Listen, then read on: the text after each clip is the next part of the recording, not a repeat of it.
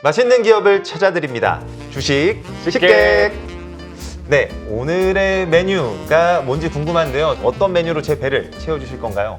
오늘은 중국 메뉴로 가시죠. 중국 메뉴. 네. 중식. 네, 궁금한데요. 오늘은 중식 중에서 중국 중식 종류가 너무 많잖아요. 짜장면의 유래를 아시나요?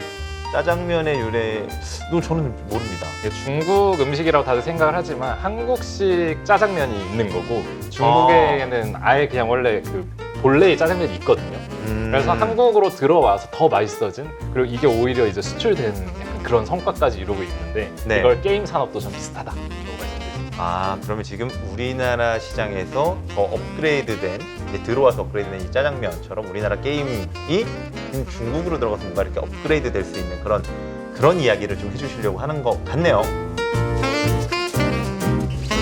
중국 시장에 대한 이런 이야기들을 해보기 전에 먼저 제일 중요한 건 그러면 우리가 적을 알고 뭐 나를 알면 백전불패라고 하지 않습니까? 그렇죠. 중국 시장의 게임이 어떤 게임들이 지금 잘 되고 있는지를 먼저 알아야 지금 말씀해 주신 그런 내용들이 나올 수 있지 않을까라고 생각이 되거든요.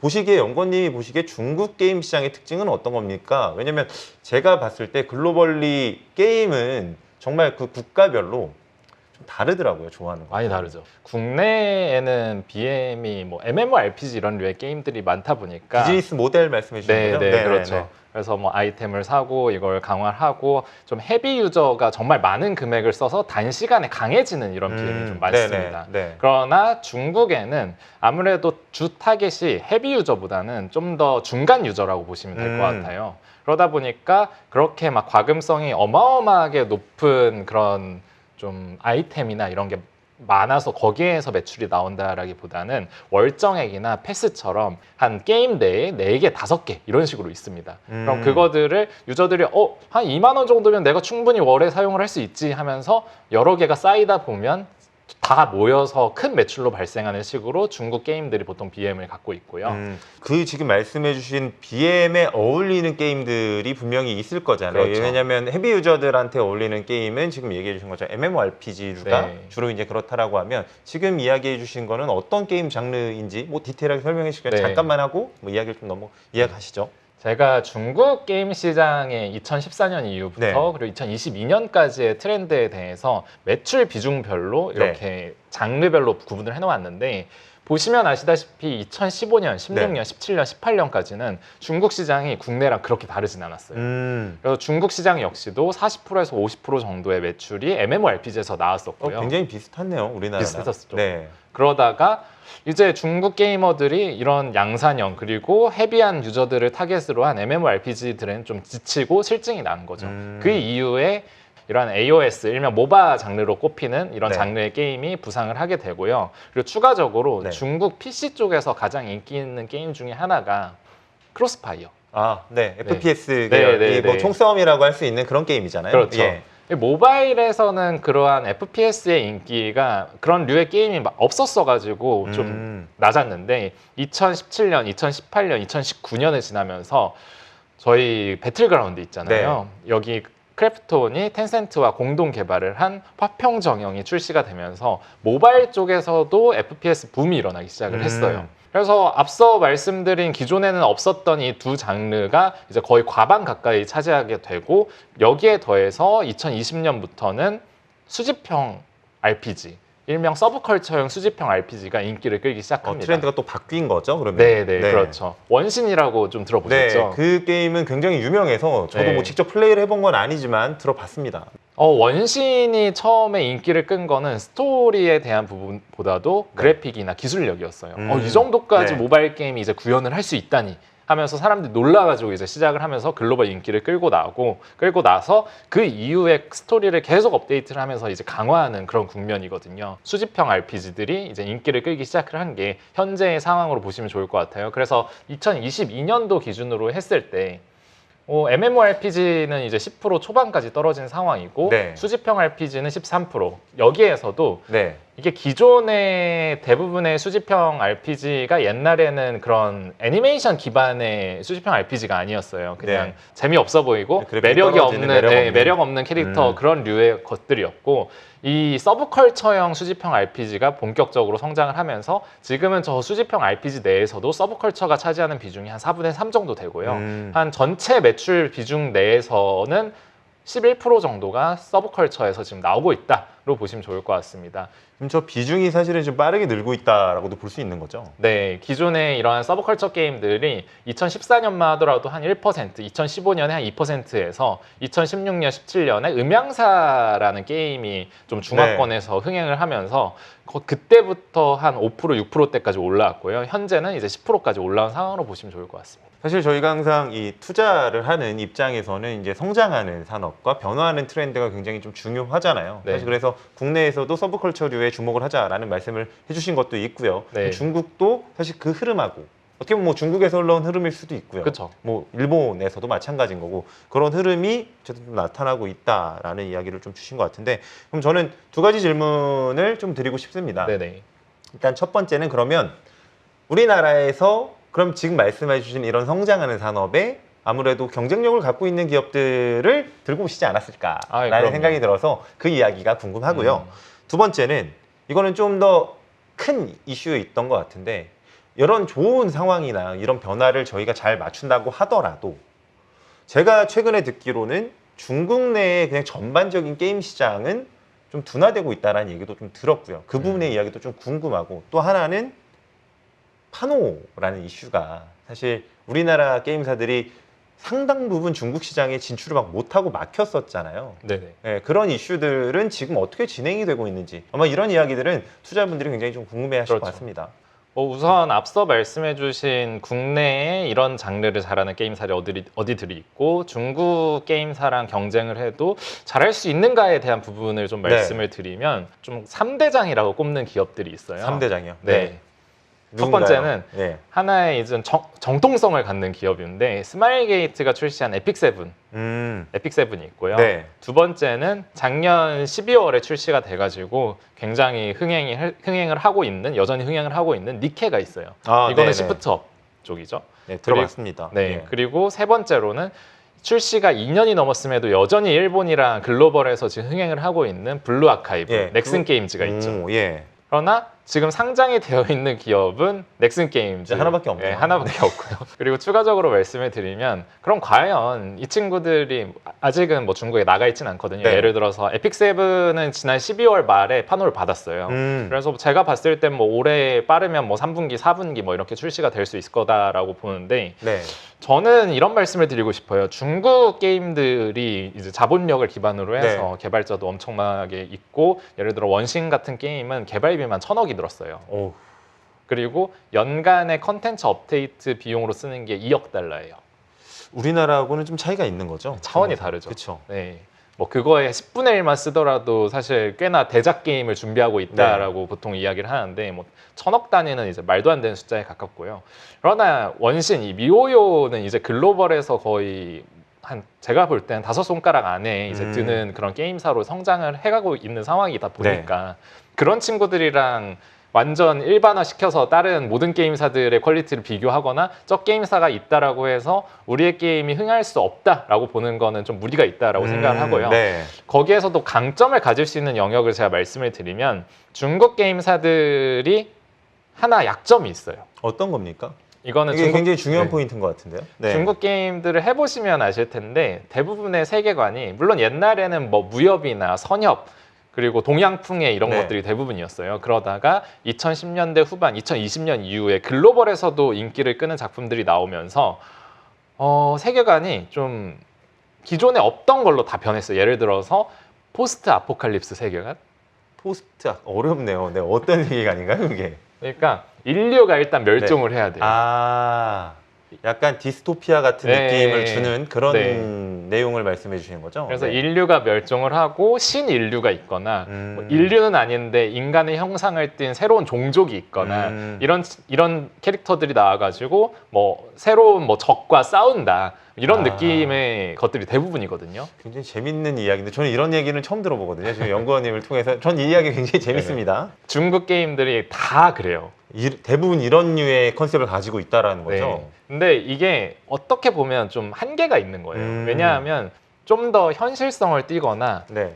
완전 인류가 아직 존속을 하고 있는데 어떤 집단과의 대립 같은 거를 내보내면 이게 파노 단계에서 통과를 못해요. 어떤 이유인지는 중국만의 이제 특성이 있으니까 그런 네. 것들이 통과가 안 되는군요. 그렇죠. 네. 그래서 좀 인간 집단과의 대립에 대해서는 네. 어느 정도 좀 당국에서 그런 부분은 기준이 굉장히 높거든요. 그러다 보니까 게임사들이 그럼 애초에 그냥 글로벌에서 통할 만한 뭐 좀비물이나 그냥 인류 얘긴 빼고 이렇게 어떠한 새로운 악의 집단이 나타나서 신인류나 신인종, 새로운 종족이 싸우는 스토리로 가는 게 대부분이고 그러다 보니까 스토리가 그렇게 깊이가 있진 않아요. 소위 또 천편일률적인 내용이 주로 이제 나올 수밖에 없는 상황이라는 거죠. 네, 그래서 중국 게임 예를 들어 뭐 원신도 처음에 그랬고요, 붕괴나 아니면 다른 뭐 무기미도나 새롭게 좀 스토리도 어느 정도 처음에 흥미를 끈 게임들도 있지만 대부분의 중국 게임들이 갖고 있는 약점이 서브컬처 게임이라고 하면 일본에서 일단 처음에 나왔고 네. 거기가 흥행을 하려면 두 가지 딱 이 포인트가 필요해요. 첫 번째는 스토리가 정말 흡입력이 어마어마하고 재밌고 이걸 후속편까지 보고 싶은 그런 재밌는 스토리를 네. 갖고 있거나 아니면 두 번째는 개발력이 정말 뛰어나가지고 모션이나 그래픽이나 이런 기술력이 뛰어나가지고 확 사로잡거나. 근데 중국은 후자에 가까운 거죠. 네. 그러나 전 한국 기업들은 적어도 전작까지도 잘 할 수 있고 그거의 가능성을 보여주는 게 웹툰이나 웹소설, 글로벌에서 흥행을 하고 있는 웹툰, 웹소설 IP 기반의 게임들이 서브컬처 이 수집형 RPG로 이제 시너지 효과를 내는 그런 구조가 지금 완성이 돼가고 있습니다. 소위 지금 이야기해 주신 걸 보면 뭐 저도 마찬가지인데 게임을 할 때 그런 세계관이 굉장히 중요하잖아요. 그럼요. 네. 그 IP를 기반으로 이제 뭐 1편 게임 게임 1, 뭐 게임 2, 게임 3 이렇게 새로운 버전으로도 막 업그레이드 되기도 하고 이제 이런 것들이 필요한데 지금 이야기해 주신 내용은 일단 중국 게임들은 그런 부분에서 약점을 좀 가지고 있다. 그렇기 때문에 그 부분을 잘 파고든다면 충분히 경쟁력이 있을 거다라고 이제 말씀을 해 주셨습니다. 근데 여기서 한 가지 질문을 좀 드리고 싶은 건 근데 그런 쪽으로 전환을 못 시켰던 이유가 허들이 높다라는 이야기를 좀 해주셨는데 그럼 우리나라 게임도 약간 동일하다고 봐야 되는 거 아닌가요? 거기에 대해서는 어떻게 생각하시나요? 제가 중국에서 인기 있는 게임을 10년 동안 분석을 해보면 출시가 7년이 지났는데도 여전히 매출 10위권 내에 지키고 있는 게임이 있어요. 이것도 수집형 RPG고요. 네. 그 게임이 화영 닌자라는 게임이거든요. 저는 처음 들어봤습니다. 네, 어떤 게임인가요? 그러나 이거를 한국인들이 익숙한 그걸 말씀을 드리면 나루토. 나루토고요. 그리고 2010년대 후반에 나왔었는데 그 해 전체 매출 4위를 하고 그 다음에 해도 10위권 내를 계속 유지를 했던 게임이 페이트 그랜드 오더가 중국에서도 그렇게 크게 흥행을 했습니다. 그건 들어본 적 있습니다. 네. 그러면 이게 의미하는 거는 그 스토리가 있는 그 IP 있잖아요. 네. 이 게임들이 중국에서도 잘 통한다는 거는 중국 유저들이 스토리에 대한 그 욕구도 굉장히 높다라는 걸 전 방증한다라고 생각을 해요. 지금 한국 뭐 웹툰이나 웹소설 기반으로 해서 예를 들어 나 혼자만 레벨업 이런 친구들이 중국에서도 지금 인기가 엄청 나거든요. 저도 굉장히 재밌게 보고 있습니다. 네. 콰이칸이라는 중국 최대의 웹툰 또 플랫폼이 있어요. 네. 떠오르고 있는. 거기에서 나 혼자만 레벨업이 뭐 기다리면 무료 순위에선 2위 하고 있고요. 다른 플랫폼들에서도 한 10위권 정도 차지하는 거를 잘 관찰을 할 수가 있어요. 그러면 이런 친구들이 저는 나갔을 때 좀 가능성이 있다라고 보는데 그러면 이렇게 말씀하실 수도 있죠. 중국 기업들이 국내 IP 이용해가지고 하면 되는 거 아니냐. 그렇죠. 그렇게 얘기도 드릴 수 있는 거잖아요. 네. 네. 그러나 여기에서는 또 한 가지 문제가 있는 게 애초에 지금 트렌드가 글로벌 타깃으로 다 준비를 하는 거거든요. 네. 그러면 이런 류의 IP 서브컬처형 IP 게임 그 수집형 게임들이 글로벌을 대상으로 해서 준비를 하면 뭐 일본이나 글로벌 지역에서 충분히 거기만 히트를 쳐도 좋은 거기 때문에 잘 네. 준비를 할 수가 있죠. 네. 그러나 중국 게임사들 입장에서는 준비를 하는데 자국 시장에 출시는 할 수 있어야 되잖아요. 그렇죠. 네. 근데 이 IP를 기반으로 해서 판호를 받을 수 있을지 없을지는 가봐야 알아요. 처음에 이 테스트 단계 모델 다 만들어가지고 이걸 위에다 해가지고 했는데 이 스토리를 딱 보니까 이거는 좀 좀 여지가 서로 뭐 집단 간의 그런 대립이나 이런 게 좀 있다 싶으면 바로 이제 제한을 당하는 거죠. 그러나 외국에서 예를 들어 중국 국민들이 컨텐츠에 대한 그런 새로운 컨텐츠에 대해서 우리도 즐기고 싶다 이런 욕구들이나 그 요청이 많긴 해요. 그러다 보니까 나루토도 솔직히 그 대립이 없는 건 아니잖아요. 그렇죠. 네. 뭐 이런 류의 게임들이 글로벌에서 정말 인기를 끈 IP에 대해서는 해외 IP에 대해서는 허용을 좀 해줘요. 그런 부분을 고려를 하면 국내 게임사들이 애초에 중국을 제외한 글로벌 버전으로 준비를 하다가 판호까지 받으면 오 땡큐 하면서 더 알파 확장을 같은 개념이네요. 그런 네. 느낌이 될 수가 있는 거죠. 지금 이야기해 주신 게 이제 중국 게임사 입장에서 얘기도 굉장히 재밌었어요. 왜냐하면 사실 게임사 입장에서는 바라볼 필요도 있는 거잖아요. 내가 그렇죠. 그래도 좀 명확하게 좀 성공 혹은 통과가 네. 될 거라고 보이는 게임 장르가 있고 애매한 게 있다면 어디를 투자를 해야 되냐. 저희가 뭐 자원이 무한정 있다면 뭐 둘 다 그렇죠. 하겠지만 그렇지 않은 상황이니까 당연히 성공 가능성이 높은 쪽으로 갈 수밖에 없다라는 이야기를 해주신 거고 네. 글로벌 쪽에서 이제 우리의 입장에서 바라봤을 때는 우리는 글로벌을 타겟으로 한 거지 딱 중국만을 타겟으로 들어간 건 아니야. 거기까지 들어가시면 우리는 더 좋은 거고 그렇죠. 라는 관점이기 때문에 그런 부분에서의 차이점이 있다라는 것도 굉장히 좀 색다른 관점이긴 했습니다. 여기서 이제 하나 더 질문을 드려야 될 것 같긴 합니다. 아까 네. 전자에서도 얘기를 드린 것처럼 판호라는 게 이제 허가잖아요. 그렇죠. 사실 이제 되게 어려운 문제였던 것 같아요. 과거 팬데믹 기간에도 우리나라 게임들이 거의 대부분 판호를 받지 못했었고 그러다가 최근에 들리긴 합니다. 판호가 재개가 되긴 했다. 이 판호 앞으로 어떻게 될 거라고 보시나요? 사실 판호에 대해서는 뭐 이거는 허가의 문제이기 때문에 예측을 할 수 없다 하는 게 의미가 없다라고 말하시는 분들도 많은데 네. 저는 그럴 때일수록 데이터를 봐야 된다라고 생각을 해요. 네. 제가 중국이 지금 판호나 이런 적극적인 게임 개발 기조를 가져갈 수밖에 없다라고 보는 이유는 네.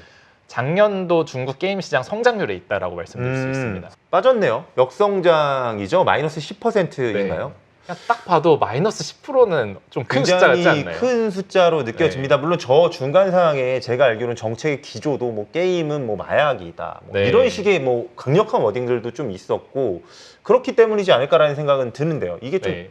바뀌어야지 근데 저게 바뀔 수 있는 부분들 아닌가요? 네, 그러면 과거에 네. 중국이 어떤 식으로 게임 시장을 컨트롤을 했는지를 말씀을 드리면 원래 2010년대 초반, 뭐 중반까지는 사실상의 그런 규제가 거의 유명무실하게 잘 판호도 발급을 해줬고 했어요. 그러다가 성장률이 보시면 2014년부터 2016년까지만 하더라도 막 20%에서 30% 네, 엄청, 여기를 왔다 갔다 네, 하잖아요. 높았네요. 네. 그럼 이런 생각이 드는 거죠. 고성장이 좋긴 한데 장기적으로 유지 가능한가? 너무 속도가 과하지 않은가라는 결론이 나온 거예요. 네. 그럼 이건 좀 과한데 한번 속도를 늦춰볼까? 그러면 어떻게 늦추지? 하다가 그러면 신규 컨텐츠의 공급을 제한을 시키자 해서 판호를 급격하게 줄여 나간 거거든요. 왼쪽이 중국 연간 판호 발급 수 추이고요. 네. 오른쪽이 판호 발급과 중국 게임 시장 규모의 상관관계인데 판호 발급의 방향성이랑 중국 게임 시장의 방향성 거의 동일하게 갑니다. 거의 동일하네요. 네. 동일하게 가죠. 그러면 퍼센테이지로 말씀을 드리면 중국이 2017년 이후에 2021년까지 CAGR 게임 시장 성장률을 딱 10%를 맞췄어요. 2022년에 리오프닝이나 이런 거에 따라서 뭐 체류 시간이 줄어들고 이런 영향도 있기는 있지만 이들도 이 정도까지 역성장을 할 것으로 생각을 못했던 거죠. 그래서 작년에 상반기까지도 게임 시장이 좋지는 않았어요. 그러나 네. 하반기에는 이게 상반기에 유독 더 나쁜 게 아니었을까 하면서 좀 기다려봤던 거죠. 그러나 하반기에도 여전히 좋지 않았고 그러다 보니까 지금 내자판호가 작년도 11월부터 시작을 해서 11월, 12월, 23년 1월, 2월 4개월 연속 나왔어요. 그러면 이거는 기조가 어느 정도 변한다고 있다는 전 방증이라고 생각을 하고요. 네. 두 번째로는 이번 양회에서 보여진 가장 큰 변화 중에 하나가 작년도 양해를 생각을 해보시면 중국 온라인 게임을 더 규제해야 된다는 의견이 빗발쳤어요. 정말 네. 한국 뉴스에도 어마어마하게 나올 정도로. 네. 근데 그러한 규제 의견들은 이제 올해는 좀 많이 사그라들었고요. 추가적으로 기존에 없었던 중국 게임 시장에 대한 우려가 정협 회의에서 나왔고 두 번째로 전인대에서는 완전 게임 쪽에 이제 국한된 이야기는 아닌데 외자 유치나 이런 좀 해외 기업들에 대한 좀 더 개방에 대한 이야기가 논의가 됐어요. 네. 이게 두 가지가 의미하는 거는 적어도 콘텐츠 쪽에서는 개방 기조를 좀 더 해외 친구들이랑 협력하는 식으로 가져갈 거다라고 볼 수가 있는 거고, 게임 산업이 거기에 맞춤형인 게 어차피 판호를 받는다라고 할지라도 퍼블리싱은 무조건 중국 게임사가 맡아야 되거든요. 수익을 배분해서 가져갈 수 있는 구조네요. 그렇죠. 중국 게임사 입장에서. 네네네. 네. 그래서 한국 게임사한테 다 내주는 게 아니라 한국 게임사한테 내주는 거는 원래 일반적으로 얘기를 했을 때 많아봐야 35% 정도인 건데, 그러면 여기에서 추가적으로 생각을 해야 되는 게 중국에서 내는 한국 넘어간 판호를 받은 게임들이 나올 때 일반적으로 중국 게임사들이 퍼블리싱만 하는 게 아니라 보통 공동 개발 형태로 들어가요. 네. 그러면 그 RS 분배 비율 자체가 35% 정도가 아니라 거의 한 20% 이하로 떨어지거든요. 한 20% 수준으로. 네. 그러면 중국 정부 입장에서는 시장 자체가 이렇게 역성장하는 걸 막으면서 어차피 중국 게임사도 지금 둔화가 되고 있는데 중국 게임사도 유통이나 공동개발 명목으로 해서 같이 키울 수 있으면 이거는 지금 중국이 다시 한번 경제 성장률 5% 맞춘다라는 그 목표 안에서도 게임 산업을 진흥시켜야 되는데, 그러한 취지에 정확히 맞는 게 판호 발급인 거죠. 외자 판호를 그래서 저는 확대해 나갈 것으로 생각을 하고요. 2011년부터의 내자 판호가 위고요. 외자 판호가 아래입니다. 월간 발급 추이를 제가 나타낸 건데 사실 뭐 조금의 차이는 있지만 추세 자체는 비슷하다고 봐야 되는 거 아니에요? 거의 네. 똑같이 가죠. 사람들이 좀 많이 저한테 질문을 주시는 게 내자 판호랑 외자 판호 완전히 다른 이야기다. 그러니까 외자 판호는 뭐 정치적인 것도 있고 네. 그냥 중국 자국 시장을 살리기 위해서 내자 판호만 그냥 쭉쭉쭉 냈던 경우들이 많지 않느냐라고 말씀을 해주시는 분들이 많은데, 이거를 데이터로 보면 항상 방향은 똑같이 움직였어요. 이걸 좌우에 그려보면 거의 동일합니다. 네. 데이터로 봤을 때 내자 판호가 증가할 때 외자 판호도 동일하게 나오는 모습들이 나타났고, 제가 말씀해 주신 내용 중에서 굉장히 좀 의미 있다라고 이제 생각이 된 부분이, 중국의 이제 사실 빅테크 규제부터 해서 여러 가지 이제 규제에 대해서 갑론을박이 있는 건 저도 인정합니다만, 네. 지금 얘기하신 것처럼 규제가 필요한 부분도 있잖아요. 그렇죠. 건전한 성장을 위해서 규제가 필요한 부분이 있고, 이제 그게 어느 정도 소기의 목적을 달성해 줬다고 하면 성장 기조로 다시 만드는 건데, 이 산업을 완전히 죽이겠다라는 목적이 아니라 건전한 성장을 이끌겠다라는 기조화에서 움직였다라고 하면 지금 이제는 그게 바뀌었고 다시 어느 정도는 이제 건전한 성장 사이클을 이끌어 나가야 된다, 이런 말씀을 해주시는 거잖아요. 네, 그렇죠. 중국에서 게임에 대한 규제 이야기가 매년 나오고 있긴 하지만 네. 그 논조를 잘 보셔야 되는 게, 네. 이 게임이 그냥 나쁘고 일반 모든 사람들이 그냥 안 하는 게 좋다 이런 게 전혀 아니에요. 한정돼요. 그러니까 청소년이에요. 청소년이 네. 게임하는 건 좋지 않다라는 게 약간 중국 당국이나 전반적인 인식이 있는 거고요. 그럼 여기서 추가적으로 생각을 해야 되는 게, 중국 청소년은 지금 얼마나 게임을 할 수가 있을까요? 네. 저는 대충은 아는데 얼마 못하는 걸로 알고 있거든요. 금, 토, 일 그리고 휴일 한정을 해서 하루에 1시간 남짓밖에 못해요. 1시간. 그래서 여기에서 물론 청소년에 대해서 조금 더 우회하거나 막 이런 방법으로 접속을 하는 친구들이 있으니까 그런 좀 기술적인 보완을 하자라는 의견들이 지금 대부분 주류예요. 그래서 여기에서 더 어떻게 일반적인 사람들에 대해서 막 컨텐츠를 제한하거나 오히려 늘리면 늘렸지, 그런 쪽은 오히려 지금 좀 정책들을 풀어주자 이런 느낌으로 가고 있거든요.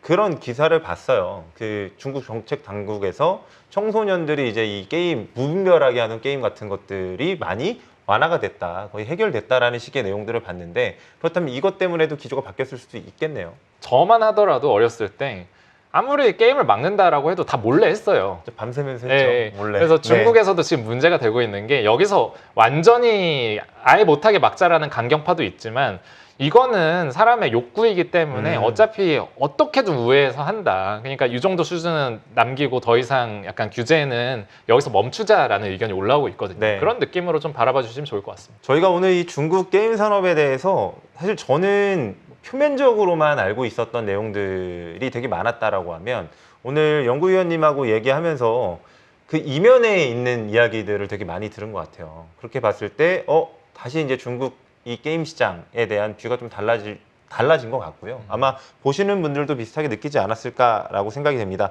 마지막으로 저희 지금 앞에서 이런 중국 시장의 변화로 수혜를 보는 우리나라 기업들에 대한 이야기들을 조금 이제 정리를 한번 해주시면 좋을 것 같아요. 국내 시장도 지금 변화가 하나 일어나고 있는 것도 말씀을 드리고 싶어요. 국내 네. 시장도 MMORPG의 매출 비중이 70% 정도가 지난 5년 동안 유지가 됐어요. 네. 그러나 작년 하반기부터 그리고 올해 1월, 2월 데이터를 보면 MMORPG의 비중이 60%까지 떨어졌습니다. 많이 떨어졌네요. 조금씩 네, 계속 떨어지고 네. 있어요. 저는 이게 내년에는 50%까지 떨어질 거라고 생각을 하거든요. 네. 이렇게 떨어지는 이유는 다른 게 아니에요. 그냥 게임사들이 이제 장르 다변화를 좀 더 하고 있어요. MMORPG만으로 성장하는 시대는 끝났으니까요. 네. 근데 때마침 중국 시장도 개방이 되는데 중국 시장 자체가 앞서 보신 것처럼 MMORPG의 비중이 10% 초반에 불과한 네. 시장이잖아요. 그러면 게임사들이 더더욱 장르 다변화로 갈 수밖에 없어요. 그럼 유저들도 라이트한 유저들이 들어오게 되면 MMORPG가 아니라 이런 다변화된 장르에 대해서 유저 수요도 더 늘어날 거거든요. 락인이 될 거니까요, 시장에. 그러면 여기에서 저희가 봐야 되는 건 무조건 장르 다변화 이 측면에서 잘하고 이미 게임 개발력을 갖고 있는 기업들이거든요. 저는 그 가장 대표적인 게임사로 넥슨 게임즈를 이야기를 드리고 있고요. 넥슨 게임즈 같은 경우에는 서브컬처 쪽으로도 블루 아카이브가 워낙에 글로벌 네. 히트를 쳤죠. 히트 2만 하더라도 작년에 나와서 작년 하반기 매출 2위를 계속 유지를 했고요. 그리고 서든 어택은 나온 지가 17년이 돼가는데 아직도 FPS 점유율 PC방 1위를 하고 있습니다. 새 장르에서 정말 잘해요. 네. 그래서 전 넥슨 게임즈는 게임 개발력만 보고서라도 이거는 이렇게 매력적인 기업이 없다로 말씀드릴 수 있을 것 같고요. 추가적으로는 모멘텀 측면에서 보더라도 중국 시장이 개방된다라고 했을 때도 가장 크게 수혜를 볼 수 있는 기업인 거죠. 당장에 이미 판호를 받았고 이제 매출로 찍히기 네. 시작할 주목할 기업은 넷마블이 있고요. 넷마블이요? 넷마블은 올해 3분기, 4분기부터 중국 신작이 4종이 나와요. 네. 그중에서 제가 기대하는 게 제2의 나라라는 또 서브컬처 네. 기반을 한 또 수집형 RPG가 있는데 그 친구가 저는 4분기에 나와서 그래도 1매출 10억 원 중반대를 해줄 수 있다라고 보기 때문에 넷마블의 수익성이 다시금 중국 시장 매출을 통해서 강화될 수 있는 국면이어서 이번에 중립에서 매수로 이제 의견도 상향을 했고요. 그리고 추가적으로 조이시티 역시도 네. 주목을 해야 된다라고 말씀을 드려요. 그 이유가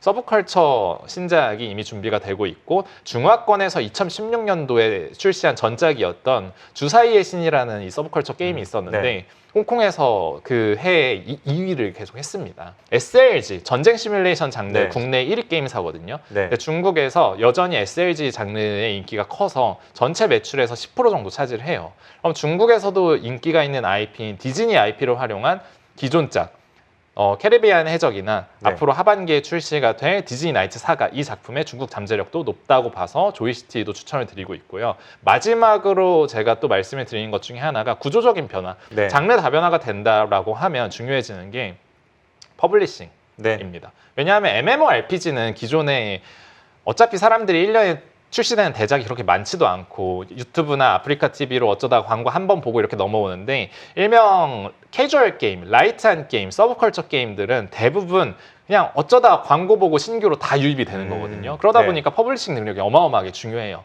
그러면 그러한 퍼블리싱 업체한테 다시금 외주를 맡기는 일이 많아질 수밖에 없는데 네. 국내에서 퍼블리싱 1위 업체가 어디일까요? 퍼블리싱을 하고 있는 게임 업체 제가 알기로는 카카오 게임즈가 하고 있지 않나요? 네, 카카오 게임즈가 2010년대 초중반에 MMORPG가 아니었던 시대에 게임 시장을 유통 시장을 지배를 했어요.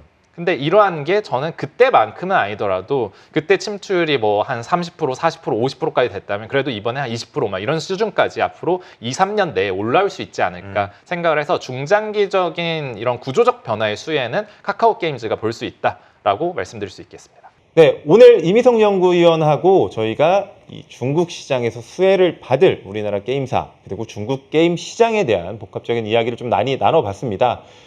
궁금하신 내용들이 있으실 수 있잖아요. 댓글을 통해서 꼭 남겨주시기 바랍니다. 저희가 바로 답변을 올려드리도록 하겠습니다.